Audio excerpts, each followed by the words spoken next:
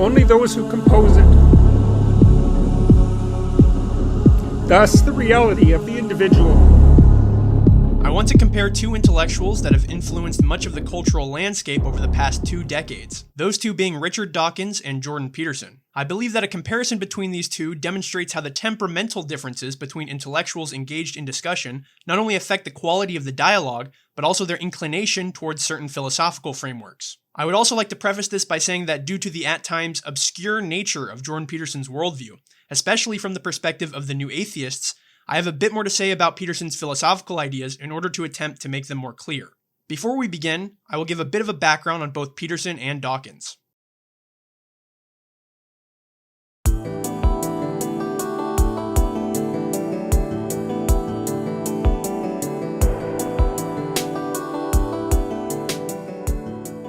Richard Dawkins is an evolutionary biologist most famous for his book titled The Selfish Gene, published in 1976. This is an important book within evolutionary biology because it debunked the popular notion that animals quote-unquote act for the good of the species. Dawkins instead substantiates the claim that individuals within a species act with the intention of passing on their own genes, hence the title, The Selfish Gene.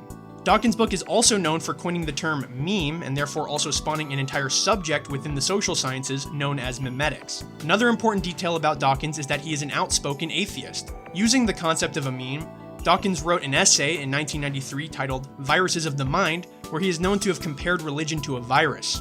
Dawkins is commonly referred to as one of the 4 horsemen of New Atheism, along with Sam Harris, Christopher Hitchens, and Daniel Dennett. New Atheism is an anti-theist movement that began in the early 2000s and has since had a massive influence on the virtual discourse. The movement advocates for rational and scientific perspectives. New Atheism often takes a very offensive and moral stance towards all kinds of religions, as part of its emergence can be accredited to the September 11 attacks on the World Trade Center, which were motivated in part by religious intentions. Have you ever had a clever or interesting argument from the other side? No. In short, what is important to know about Dawkins is that he is a biologist who coined the term meme and has a massive influence within the kinds of thought associated with the anti-theist movement known as New Atheism. Jordan Peterson is a psychologist whose first rise to fame is credited to his criticisms on Bill C-16 in 2016. However, prior to his work as an online political commentator and influencer, Peterson has had a broad history of academic and clinical work. Peterson began his academic career with an interest in social conflict and got his undergraduate degree in political science. However, Peterson believed political science did not provide a satisfactory explanation for social conflict, as it mostly portrayed it through an economic perspective. This was during the second peak of the Cold War of the early 1980s, where Peterson has described himself as enduring quote-unquote apocalyptic nightmares of nuclear destruction. Peterson believed that social conflict was rooted in something much deeper and pathological. He turned his interest towards consuming the works of Dostoevsky, Nietzsche, Solzhenitsyn, and most importantly, Carl Jung. Peterson went on to earn his PhD in clinical psychology, researching and teaching at Harvard University until publishing his first book titled Maps of Meaning, The Architecture of Belief in 1999.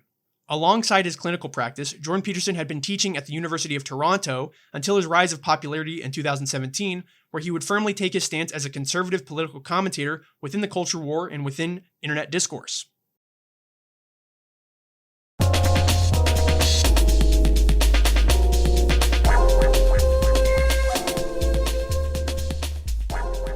The most obvious difference between Dawkins and Peterson is their area of study.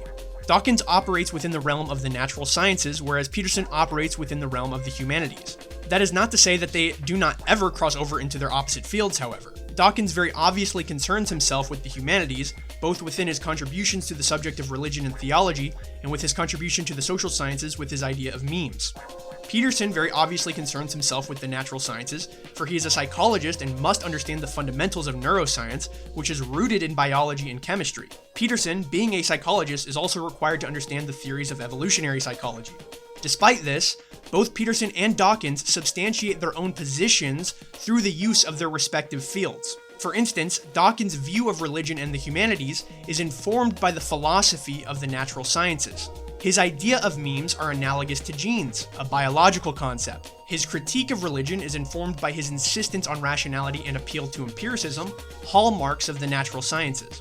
The overarching belief in the new atheist movement is that God's existence has not been verified by the scientific method, therefore, it is not rational to believe in his existence. On the other hand, Peterson uses universal literary themes to interpret evolutionary biology. To Peterson, religion and the sciences have the same goal, to obtain truth. He posits that the structure of our cognition is based in evolution, and that selection is an iterative process toward truth. Dawkins and Peterson both claim to be Darwinists, however, they do so by entirely separate means. Dawkins positions Darwin as something akin to the true Antichrist, a kind of empirical figure that puts the idea of God to rest, and did so on the basis of scientific rationality.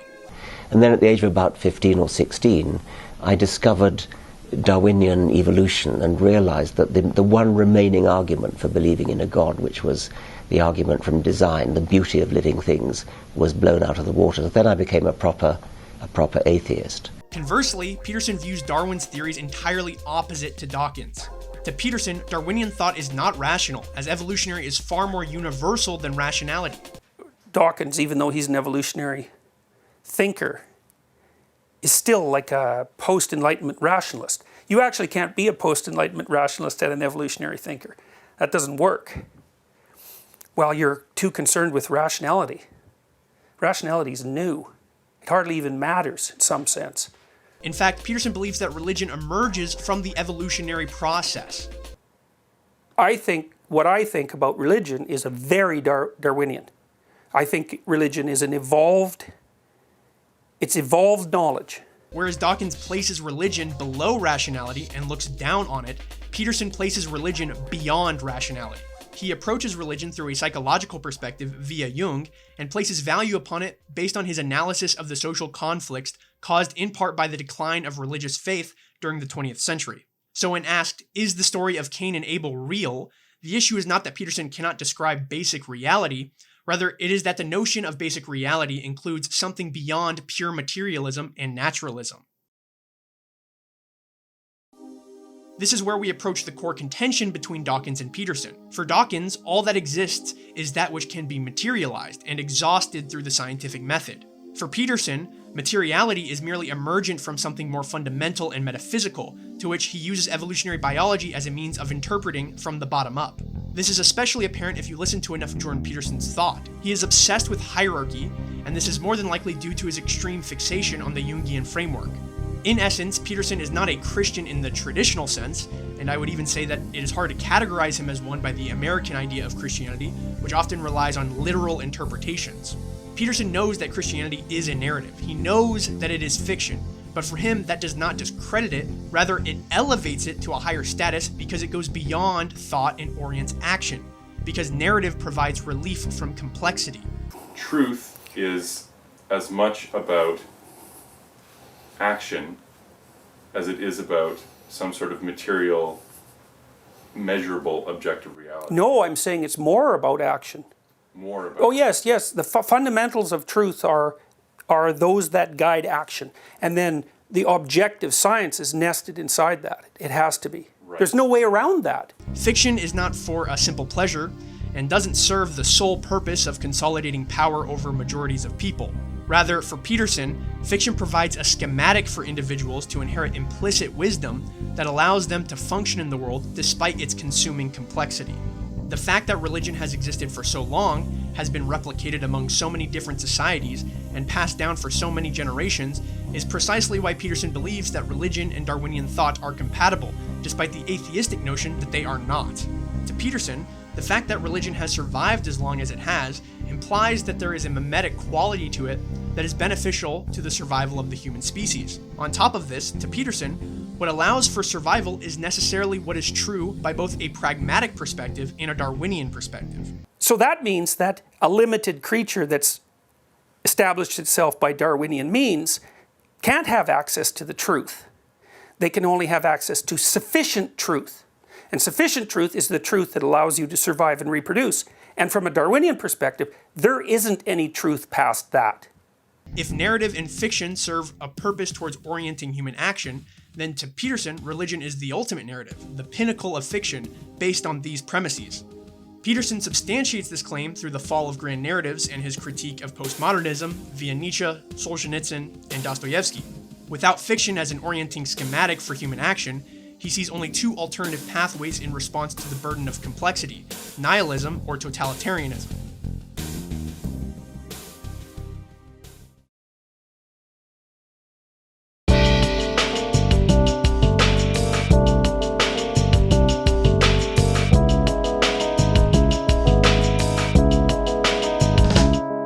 Now that we have determined what Dawkins and Peterson think, I would like to explore how they think. That is to ask, what kinds of qualities exist within their temperaments or personalities that draws them towards these kinds of philosophical positions. To Dawkins, rational thinking is the supreme state of being. He is not concerned with hypotheticals or symbolic representations. He wants to talk about what is, primarily as it manifests within Euclidean space. If something has a form along 3 dimensions, can be touched, smelled, heard, tasted, or viewed, then that thing is within the realm to which Dawkins concerns himself. Dawkins is drawn towards the concrete as opposed to the abstract. Given these described qualities, it entirely makes sense why his academic contributions mostly lie within biology. Biology is, for the most part, a science that strives towards concreteness and exists on the outermost layer of other sciences that are more abstract.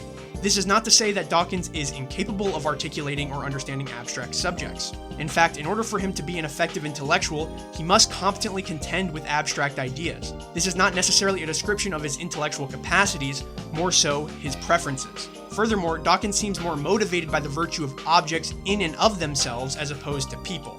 His ideas are much more centered around objects and prefers to describe objective reality. Dawkins' intellectual strength lies with his ability to rigorously examine the most granular phenomena of reality.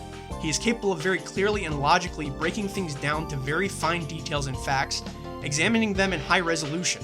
These granular qualities then become integrated within webs of information. In short, Dawkins' way of metabolizing complexity is to take granular points and make outward associations between them, but is otherwise uni-focused in his realm of subject. In contrast, Peterson's temperament is opposite to Dawkins in many ways. Although Peterson is concerned with objectivity, it's almost always in relation to a subject. He is drawn to what is abstract, and what is concrete is derived from what is abstract. As such, it would make sense why he is obsessed with psychological themes and narratives, for they represent things that are more fundamental to existence. He is more concerned with the metaphysical existence of reality as a whole entire reality, instead of granular units of reality. Furthermore, Peterson is more interested in social connections, their functions, and people as individuals than he is in discrete objects. Peterson's intellectual strength lies in his ability to generalize and abstract pieces of information into a gestalt worldview that dominates his understanding. His framework as a whole is worth more than the sum of its parts. He then projects this whole onto units of external information to see how it fits or contradicts the whole of his framework. In short, Peterson's way of metabolizing complexity is to integrate units of information into a big picture that often loses detail when being represented through language. This is why he is often criticized for using quote-unquote word salads. He is only capable of providing a low-resolution yet big-picture representation of his worldview because the amount of interconnected pieces of information that converge on the main points he tries to make is fairly vast. This is also why he relies so heavily on symbols, for symbols in relation to narrative can often represent things that are more intuitive than logic can put so clearly.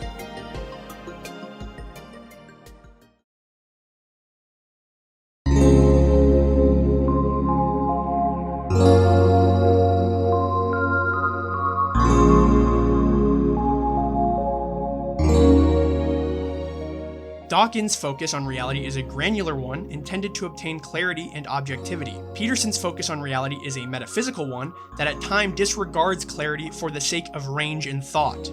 What this effectively produces when the two come together in conversation is a dialogue pattern that can make for frustrating engagements. For Peterson, Dawkins is too dependent on a rationalistic worldview that is too narrow in its focus. Well, part of the problem too is that because science is reductionistic, whenever you measure something extremely accurately, there's a whole bunch of other things you're not measuring. And your assumption is that the knowledge gained by that precision isn't undone by the dismissal of everything else. This frustration makes itself apparent when Peterson is making a point to Dawkins, hoping he will pick up on what Peterson is trying to gesture at, but Dawkins often misses the forest for the trees due to his inability to suspend his reliance on material rationality. Did a man have intercourse with Mary and produce Jesus? That's a factual question. It's not a value question. For Dawkins, Peterson is a religious charlatan because he sees Peterson as lacking credibility as an intellectual for not valuing rational and empirical judgment to the same extent that he himself does. The facts that I care about are the facts that are true and have evidence going for them. And I'm not that interested in symbols. I think, Dr. Peterson, you're drunk on symbols. Yes, you mentioned, I've heard that comment, yeah. Yes. Peterson's use of symbolic language is an area of frustration for Dawkins, not because he is incapable of understanding it, but because he embodies the scientific value of detaching the subjective component of reality for the sake of accurately measuring objective reality. At the core of the problem, however, is not necessarily their philosophical differences. It's their diametrically opposed temperaments. The level at which they process their models of reality both operate within each other's blind spots. Peterson's language can never be clear enough for Dawkins, as Peterson is describing something too abstract for Dawkins' desire for clarity of specifics. Likewise, Dawkins' value of the material world can never be deep enough for Peterson's obsessions about metaphysical reality.